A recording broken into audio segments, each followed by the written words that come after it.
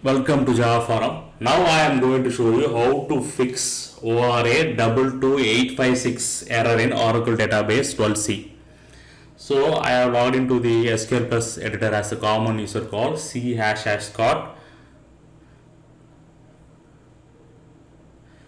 Okay, now what I am going to do, I am going to create one type called empobj. So I am creating one type called empobj. Type is got created. Next, I am going to create one table. EMPLO of empobj.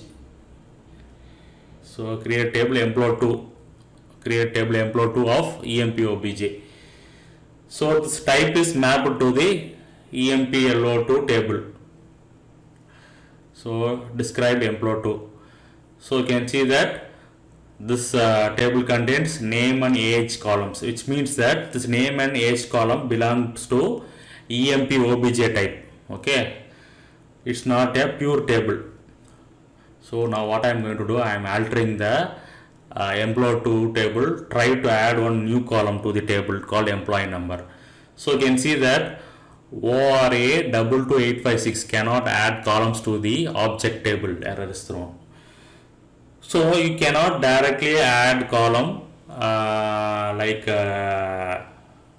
tables. Okay, so this is a object table. So this is the query, SQL query to add the new column. So here new column is mentioned as attributes. Okay, so alter type empobj, add attribute, employee number invalidate. So here invalidate keyword is mandatory. So describe empobj or emplo2. So now you can see that new attribute employee number is added. So select star from emplo2. So no records are there. So this is the way we need to fix ORA-22856 cannot add columns to object table.